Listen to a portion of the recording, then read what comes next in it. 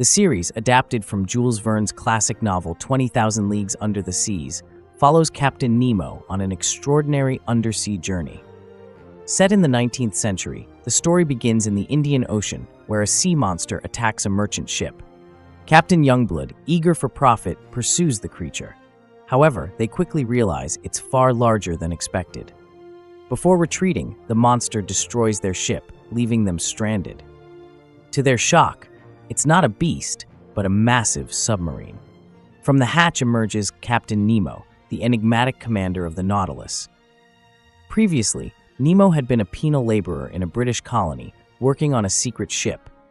When the time came, he and his comrades overpowered their captors, taking control of the vessel. In a fierce struggle, they cut the ship's moorings amidst a hail of gunfire. Despite casualties, they managed to launch the Nautilus, securing their freedom. Now in command of the submarine, Captain Nemo embarks on a voyage across the world's oceans, leaving behind a life of enslavement and forging a new path beneath the waves. As the Nautilus broke free, it began its thrilling journey, 20,000 leagues under the sea. The crew, led by designer Benoit, quickly adapted to their roles, guiding the submarine deeper into the ocean. On shore, guards fired in vain, unable to damage the Nautilus. At the helm, Nemo navigated through dangerous underwater crevices, knowing a single collision could be fatal. Fortunately, they emerged into open water, though the East India Company would surely pursue them. As oxygen dwindled in the cabin, Nemo prepared to surface. Suddenly, a merchant ship mistook the Nautilus for a whale and attacked. Nemo retaliated, ramming the ship at full speed. However, on its first dive, the Nautilus suffered a turbine malfunction during the attack. Though they destroyed the ship, the submarine sustained significant damage. Nemo rescued the women and children from the wrecked vessel and set the captured guards adrift. After a tense exchange, the Nautilus submerged again.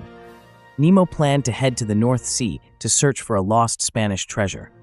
However, Benoit suggested they first stop at a French port for repairs and supplies. The North Sea seemed unreachable, with food running low and additional passengers on board. Lucas, anxious after overhearing the plan, confronted Nemo. She had been en route to Mumbai to find her fiancé but was abducted by Nemo. Now, fearing for her life, she demanded answers.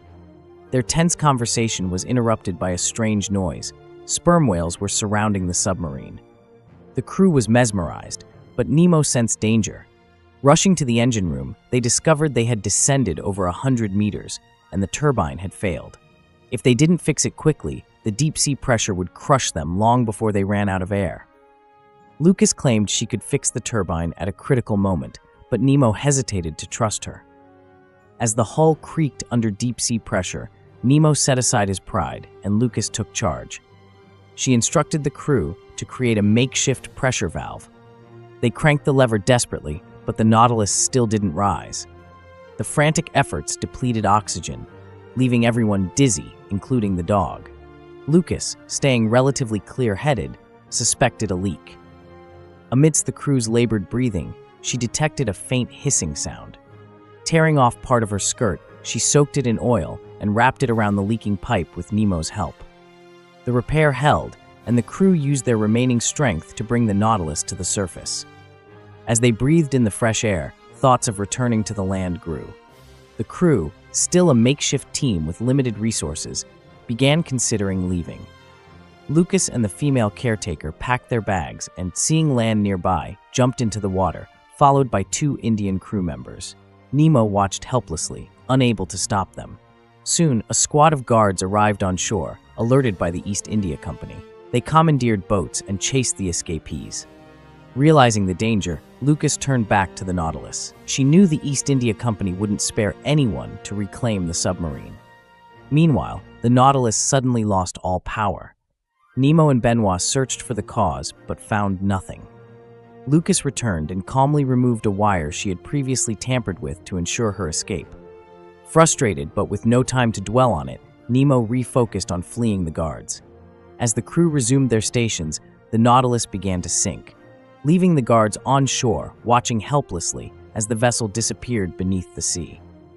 Though they had escaped the immediate threat, Nemo knew maintaining morale among the crew would be challenging, as coercion wasn't his way. As Nemo pondered his next move, an opportunity arose. A whaling ship used a young whale as bait to catch a giant sperm whale, causing a moral dilemma among the crew. Initially, Nemo didn't want to intervene, but a comment from the female crew member Suyin made him reconsider. Mother leading them away from her calf. The Nautilus surged from the water at Nemo's command, startling the whalers. Before they could react, Nemo leaped from the deck towards the harpooned mother whale. The whalers retaliated with shotguns, but the Nautilus crew united. The first mate controlled the submarine's distance, while the sailors fired shots to buy Nemo time. Nemo cut the rope, grabbed the harpoon, and sank with the whale into the depths. Shortly after, he returned with the harpoon, boosting the crew's morale as they experienced the power of teamwork. Riding the victory, Nemo tried to convince the whalers to release the whale calf, but they refused, as their livelihood depended on it. With no money, Nemo impulsively threw Lucas's gold bracelet to the fisherman, settling a score with her and honoring her earlier agreement to save the whales.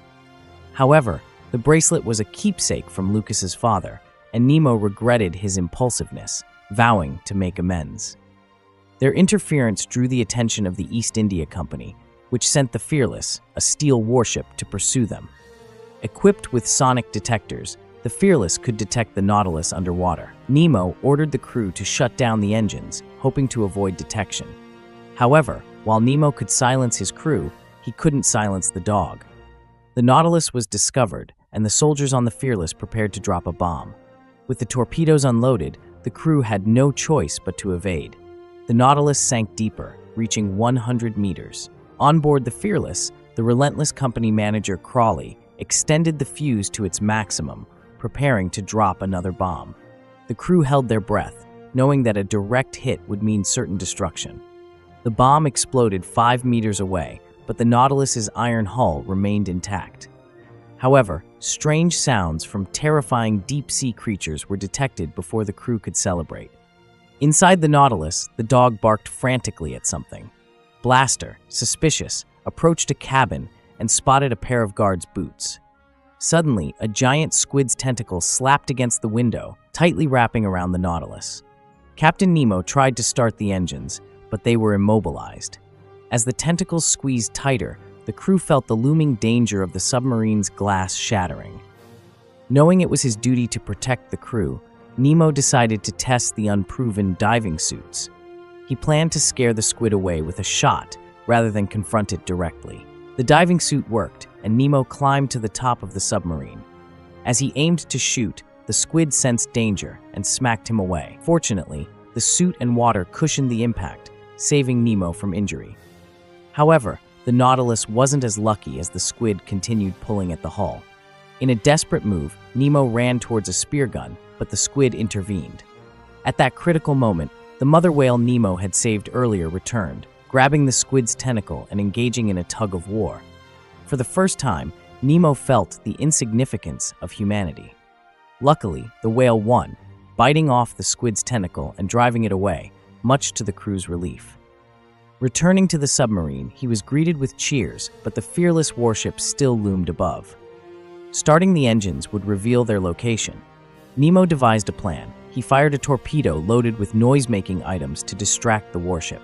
The scout on the Fearless excitedly took the bait, and Nemo's strategy worked, allowing the Nautilus to escape once again. As the Nautilus prepared to resupply on shore, Lucas noticed the dog tugging at her skirt, signaling something urgent. Blaster had been captured by a guard who had infiltrated their ranks. Lucas remained calm and assured the guard of his safety, leading him to lower his weapon. This guard, who had been accidentally left behind during Nemo's escape, revealed he didn't want to be a soldier and preferred a sailor's life. Nemo, skeptical but persuaded by Lucas, agreed to spare him and promised to release him at the next port. Resupplying presented a challenge. The British Empire's reach meant the East India Company could pursue them anywhere. Nemo suggested an island in Dutch-controlled Indonesia, which had tensions with Britain, making it a potential safe haven.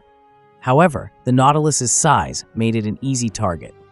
Upon landing, they were spotted by local guards.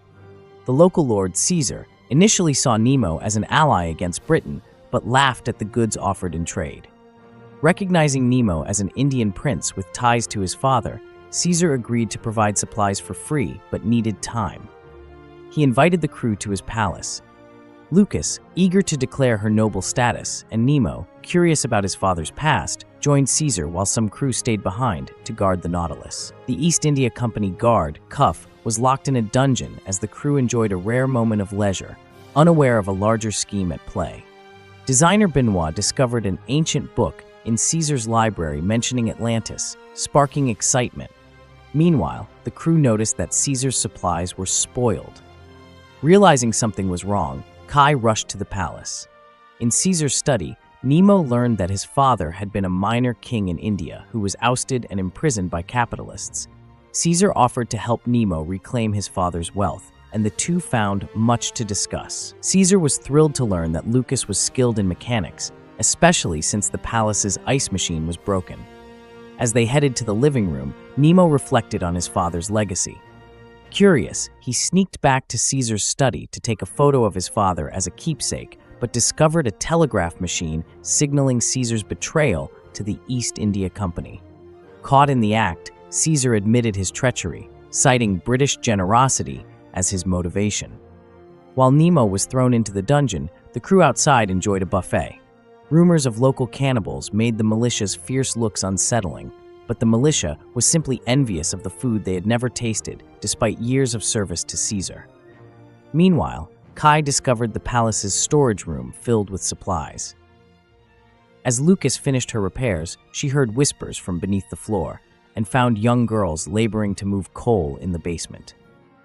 Moved by their plight, she led them to the buffet, shocking the militia, who were the children's parents, forced into servitude by Caesar.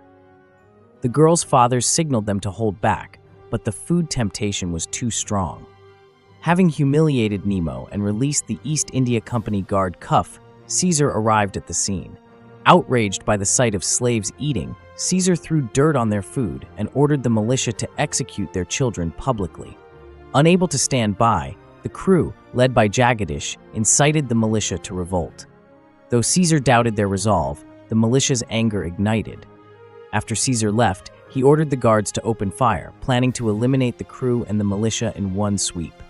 As the battle raged, Benoit heard the gunshots and quickly packed the map of Atlantis, preparing to return to the Nautilus. Lucas searched Nemo, but encountered Cuff, who had stolen the prison keys.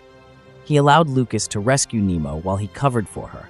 Despite the tension, Lucas and Nemo bickered at the dungeon door. Clumsily trying to pick the lock with a hairpin, Nemo was interrupted by Lucas, who ironically pulled out the key. Meanwhile, the militia, led by the crew, stormed Caesar's palace. Jagadish caught Cuff acting suspiciously, but Cuff claimed to have severed ties with the East India Company, destroying the telegraph machine. However, Jagadish realized a message had already been sent. Cuff, in reality, planned to infiltrate the Nautilus and collaborate with the fearless warship. When Jagadish discovered the truth, he was shot, and Caesar hid in a secret chamber with the wounded Jagadish. Nemo's party regrouped at the harbor, but the fearless warship blocked their escape. Despite some crew members' concerns about leaving Jagadish behind, Nemo made the tough decision to prioritize the Nautilus's safety. However, they were too late, as the Fearless had already positioned cannons underwater, firing a warning shot near the Nautilus. Benoit realized the enemy's intent wasn't to destroy the Nautilus, but to force a surrender. Hearing this, Nemo devised a plan to outsmart them. Without a diving suit, Nemo surfaced provocatively, drawing the soldiers' fire. He then dove back underwater, using the Nautilus's propellers to stir up the seabed, creating a cloud of mud that obscured his figure. Surprising the soldiers, Nemo swam to the Fearless's window and began smashing it with an axe, knowing their glass wasn't as strong as the Nautilus's. As the glass shattered, water pressure pushed Nemo out, but the crew in diving suits quickly rescued him back to the Nautilus. Using seabed mud for cover, they broke through the Fearless's blockade. However, due to the missed supplies, they still faced food shortages. Fortunately, the crew began adapting to life on the Nautilus, growing vegetables and fishing to alleviate the crisis. The Nautilus passed through the Strait of Malacca into the Pacific Ocean, beginning its grand adventure. Though fishing provided some food, drinking water was scarce. One day, Nemo led the crew to an unnamed island, searching for fresh water. They found dragon fruit trees, and Suyin began picking fruit while Nemo and others searched for water. On shore, the dog inhaled spores, foreshadowing future troubles. Blaster, new to island exploration, wandered off alone and followed a crab, hoping for a meal. He soon realized he had disturbed a giant mother crab, though it only meant to warn him. Relaxing, Blaster then noticed skeletons around him, but Nemo reassured him. As they prepared to leave, they triggered an old ground trap. Though decayed, it still rang an alarm. Meanwhile, nearby soldiers, desperate for food, were about to sacrifice one of their own when they heard the alarm, signaling intruders. Nemo and his group, trapped, struggled to find a way out. Just as tension mounted, a dark figure appeared. The woman, Casimir, rescued them and quickly invited them to her refuge. Moving easily, she revealed she had lived on the island for a long time. Nemo followed Casimir into a foul-smelling cave, only to slip and find themselves inside a huge hollow tree with pursuing soldiers just below. Nemo stayed silent as a venomous spider crawled onto his head. Lucas, surprisingly fearless, picked it up, teased Nemo, and then tossed it down at the soldiers. After overcoming several challenges, they reached Casimir's refuge, where she had grown vegetables and created a freshwater purification system, skills Nemo admired for use on the Nautilus. They quickly agreed to return to the submarine, but Blaster's curiosity led to trouble again. He wandered too far, got frightened by a snake, and accidentally rolled into the path of searching soldiers. Despite being captured and interrogated, he kept the Nautilus's location secret, claiming his boat had capsized. The soldiers, frustrated, decided to sacrifice him to the lake monster. As the soldiers awakened the lake monster, Nemo arrived just in time. However, the soldiers were distracted by Lucas's beauty, giving Casimir a chance to throw down a rope for Blaster to escape. The lake monster emerged, revealing its predatory nature. Just then, their comrades arrived with homemade claymores, which only angered the creature further. With its slimy body, the monster moved quickly on land, but had poor vision, giving them a brief reprieve. Nemo hurried everyone back to the Nautilus, but as they fled, a giant eel appeared from the forest, drawn by the submarine's electrical currents. As they started the engine, the eel attacked, entangling the Nautilus and causing it to tilt severely. Worse, the eel began emitting light. It was electric. The powerful discharge sparked all the submarine's electronics, forcing Nemo to shut down the engine to prevent further damage. He then sought ideas from the crew to escape the dire situation. Having grown up with a physicist father, Lucas confidently proposed a plan to deal with electric eel after some complex calculations. While theoretically sound, it was risky. Any mistake could electrocute everyone on board. Nemo supported the plan as long as it didn't damage the engine. Although he considered a daring move, like donning a diving suit to confront the eel, the creature's body had locked the hatch, leaving them no choice but to trust Lucas. Meanwhile, the dog had unknowingly spread spores throughout the submarine after encountering them on the island. As the crew focused on electrocuting the eel, the spores began affecting them. When the voltage peaked, the eel remained unaffected, and sparks knocked down the crew. Despair set in as symptoms of the spore infection appeared. Designer Benoit blamed Lucas for nearly ruining the engine and argued with Nemo. Trust issues resurfaced, but the housekeeper, Loti, stopped the quarrel. Benoit, frustrated, left, and Lucas, though scorched, promised to fix the situation. The spore virus spread, and Big Beard, losing control, smashed the barometer. Benoit discovered Cuff unconscious after spying on confidential documents, but was more concerned with the map of Atlantis. With Nemo's help, Lucas reassembled the discharge device and tried again, but the outcome was the same. Surprisingly, the eel had voluntarily released its grip. The temperature around the submarine rapidly increased, indicating the eel sensed a greater threat and fled, leaving part of its fin stuck on the Nautilus. As the eel departed, the crew saw a submarine volcano erupting on the ocean floor. Suyin tried to change course, but the helm was jammed by the eel's fin. Nemo called for electrical support, but Lucas was still paralyzed by her earlier failure. The situation worsened when Blaster discovered barrels soaked in nitroglycerin in the torpedo room. If the temperature rose too high, the Nautilus would be destroyed. Blaster couldn't move the barrels alone, so Nemo sent Kai to help while he prepared to don a diving suit to remove the stuck fin. Unbeknownst to him, the spore infection was spreading. As Nemo headed to the diving chamber, he hallucinated, seeing his deceased wife and reliving memories of home. Overcome with emotion, he collapsed, unconscious. Meanwhile, Kai and Blaster moved the explosives to cold storage. Blaster noticed infection marks on Kai's hands, but they disappeared in the cold, revealing that the cold could cure the infection. However, if they had moved the crew to cold storage, the Nautilus would have entered the volcano.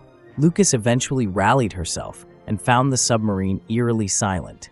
She discovered that everyone had lost consciousness except Kai, who informed her that lowering the temperature could save the crew. Determined to fix the situation, Lucas decided to don a diving suit and remove the fin while Kai controlled the submarine. Despite her fear, Lucas braved the warm, red waters outside the Nautilus. As she made her way to the front of the submarine, the black infection lines appeared on her face, and she began to feel the effects. She hallucinated about her father's death, but, inspired by his words, found the strength to continue. Fueled by courage, Lucas wiped away her tears and pressed on to save the Nautilus. Enduring the intense heat, Lucas bravely climbed towards the eel's fin, but realized her rope was too short, just 5 meters away. Without hesitation, she unfastened it, leaving no way back. With a leap, she reached the fin as the Nautilus faced a critical moment. Using all her strength, Lucas removed the fin, allowing the Nautilus to shift direction and narrowly avoid a volcanic waterfall. The impact sent Lucas flying, and she struggled to grasp the Nautilus's smooth hull. Inside, the crew began to recover from the spore infection as the temperature dropped. While they celebrated their survival, Nemo realized Lucas was missing. He ordered the crew to turn back, unwilling to lose her. Fortunately, Lucas was found, but she wasn't breathing, plunging everyone into despair. Designer Benoit refused to give up and used parts from a machine gun to create a makeshift pacemaker. After several attempts, he miraculously revived Lucas, and the crew cheered as Nemo officially welcomed her into the Nautilus crew.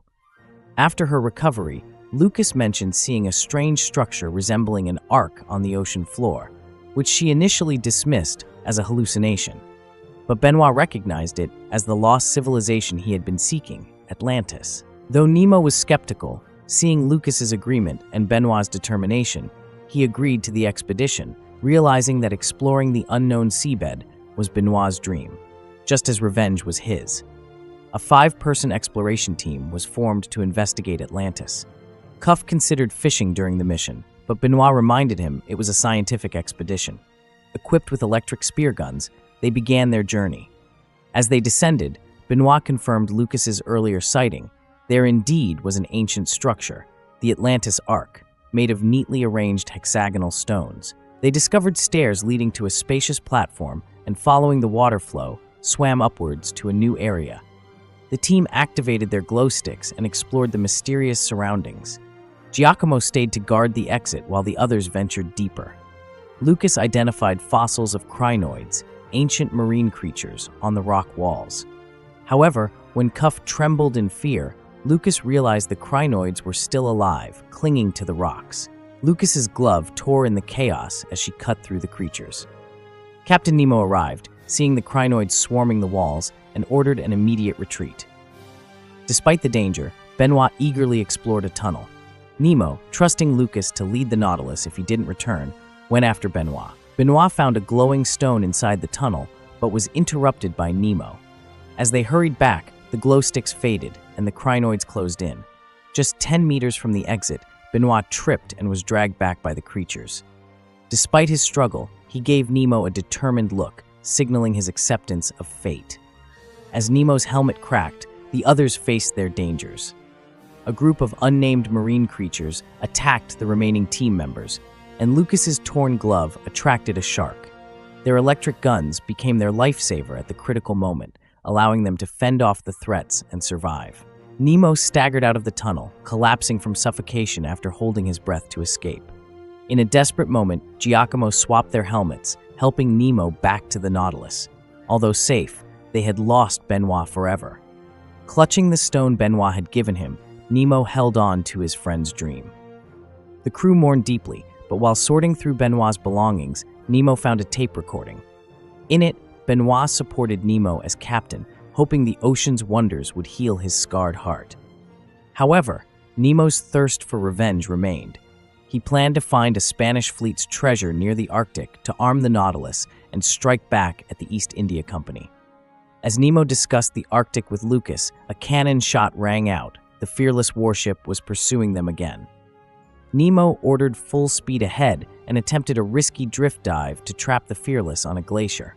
The maneuver nearly failed as the Nautilus crashed into the ice, but the Fearless fared worse, becoming stuck in the Arctic with jammed propellers. The Nautilus also sustained damage, and Nemo realized they needed the Fearless's forge for repairs.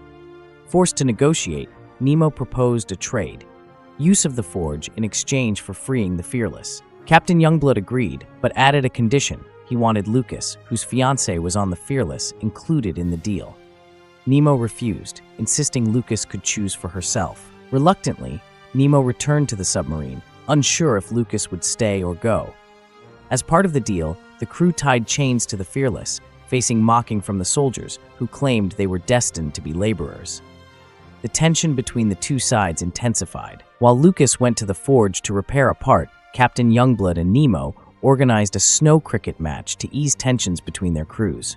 Despite being a sport for British royalty, Nemo's crew outplayed the soldiers. Meanwhile, Lucas faced challenges of her own. She had never met her fiancé. Her mother arranged their engagement, leading to awkward conversations in the forge. Pitt, who believed women shouldn't work with hammers, tried to converse with Lucas, but was dismissed. Frustrated, he joined the cricket game, only to cause his team to lose. After finishing the repair, Lucas decided to return to the Nautilus and continue exploring. However, Pitt disagreed, believing Lucas was already his due to the dowry he paid. He forced Lucas back to her room and insisted she join him for dinner, but Lucas, changed by her underwater adventures, refused. The housekeeper, who had initially escorted Lucas to her wedding, also rebelled and stabbed Pitt in the foot, helping Lucas escape. Meanwhile, Nemo, preparing to attach the chains to the Fearless, hesitated, hoping to see Lucas. Due to the truce, the soldiers didn't dare fire, so Lucas and the housekeeper used ropes to slide to the ice and return to the Nautilus. As the submarine's engine started, it dragged the Fearless from the glacier. As they escaped, Pitt, furious, ordered the soldiers to fire on the Nautilus. Captain Youngblood mocked Pitt for breaking the truce, but Pitt, consumed by humiliation, didn't care. He fired a cannon, but the unlit fuse only caused a small dent in the Nautilus. Youngblood then stopped Pitt with a pistol before he could fire again. Once the truce was broken, Nemo assumed the Fearless had betrayed them. In anger, he grabbed a hammer and went on deck to break the chain holding the Nautilus. Soldiers began shooting, but Nemo dodged bullets and successfully unchained the submarine, escaping back on board. To entirely evade the Fearless, Nemo made a daring decision to cross the Arctic Glacier. They would be trapped beneath the ice if they didn't reach the other side before their oxygen ran out. As eerie ghost ships loomed nearby, the crew grew uneasy. Nemo reassured them they had enough oxygen for 6 days, but the crew remained skeptical. Feeling his authority challenged, Nemo insisted they follow orders, forgetting that his rebellious crew might revolt. He was disarmed and confined to his room as the first officer took over as captain. The crew decided to return home, planning to sell the Nautilus and split the money once they were out of the Arctic. Lucas recognized that Nemo's desire for revenge had clouded his judgment, preventing him from considering the crew's well-being. She challenged him to name each crew member and their backstory, but Nemo fell silent, realizing he couldn't. As the first officer took command, a new crisis emerged. The Arctic magnetic field disrupted the compass and instruments, causing the submarine to sink uncontrollably. Worse, a leak was discovered in the torpedo room, initially blamed on the Fearless cannonball. However, the true culprit was iron-eating beetles, posing a more significant threat. Nemo had a loyal supporter, Giacomo, who used a shift change to sideline Suion and free Nemo. Recognizing his mistake, Nemo donned a diving suit to inspect the breach, realizing a cannonball didn't cause it. As he examined it, a strange insect crawled out, startling him. He nearly slipped off the hull, but managed to hold on. He saw that the Nautilus was perched on the edge of a cliff, with a glowing plankton strip below, indicating a possible escape route. However, the Nautilus was losing balance due to the magnetic field and the leak. Nemo rushed back to show the crew that iron-eating beetles, not a cannonball, caused the breach. The beetles quickly spread throughout the submarine, with a giant female beetle leading them. The crew realized that eliminating her could stop the infestation. As the beetles advanced toward the engine room, Kai and the housekeeper used primitive methods to delay them. Nemo armed himself with a homemade steam sprayer and bravely entered the torpedo room. He attacked the female beetle, causing the others to retreat to protect her. Covered in beetles, Nemo urged the crew to focus on the female. Poet Turin tried to tackle her, but the first officer, Boniface, cleverly used a magnet needle to lure her. Boniface stuffed the female beetle into a torpedo, and as the other beetles followed, he launched it. The torpedo struck a rock, and the explosion eradicated all the beetles, saving the Nautilus. With the beetle crisis resolved, the crew shifted focus to escaping the Arctic's magnetic field. Nemo proposed a daring plan. If all crew members gathered on the bridge, they could unbalance the Nautilus, causing it to fall into the bioluminescent plankton strip, and use nature's force to escape the magnetic field's control. To gain the crew's trust, Nemo revealed his true identity. He was a prince from India, and the East India Company had murdered his wife and daughter to seize his family's wealth, imprisoning him as part of their scheme. His story resonated with the crew, many of whom had also suffered at the hands of the company. They reintroduced themselves, reaffirming their commitment to Nemo's cause. As Nemo and Boniface embraced, the submarine's balance shifted, and the Nautilus plunged off the cliff, speeding through the Arctic. The waters were filled with skulls when they reached their destination, signaling danger. The crew cautiously proceeded, discovering the underwater Spanish fleet and the treasure-laden seabed. As they explored, a grand scene unfolded, with tall stone pillars resembling a hidden paradise. Nemo, leading the search, found an ancient ship, but the treasure chests were empty, and the skeletons appeared lifeless until they were suddenly attacked. Nemo awoke to find himself and the crew captives of a tribe led by a woman claiming to be Freya's guardian. This tribe of women had guarded the underwater treasure for generations, killing any who dared to seek it. The skulls they had seen earlier were warnings to outsiders like them. As the crew faced execution, Nemo struggled and shouted, invoking the tribal law he had read about. Criminals have the right to defend themselves. The Queen agreed to a defense ritual to entertain the warriors and allow them to investigate the Nautilus. Despite their grim situation, Nemo noted that the tribe had salvaged the treasure they sought. From the decorations to the Queen's ruby, everything held immense value. Meanwhile, two tribal warriors infiltrated the Nautilus, where Suyin and Blaster detected them. Though outmatched, Suyin fought fiercely, aided by Doggy. When Blaster threw her the safe's key, Suyin retrieved a firearm unfamiliar to the warriors, forcing them to retreat. Nemo began his defense, arguing that his quest for the treasure was to fight the East India Company and free India from colonial rule. The crew supported him, urging the Queen to see the world beyond their isolation, where their wealth could buy power. Though the Queen was almost convinced, she sentenced them to death. As the warriors raised their spears, Nemo and the crew broke free, sparking a chaotic battle. The crew, familiar with surface combat, gained the upper hand and even began looting the tribe's treasure. Nemo urged them to escape by jumping off a waterbound cliff, knowing it wouldn't be fatal. As they fled, the desperate Queen threw a shield, injuring Cuff. She captured Nemo, but he seized her ruby and jumped off the cliff. In the water, Nemo saw Cuff struggling. Though he dropped the ruby, he chose to save Cuff, prioritizing his friend's life over the gem.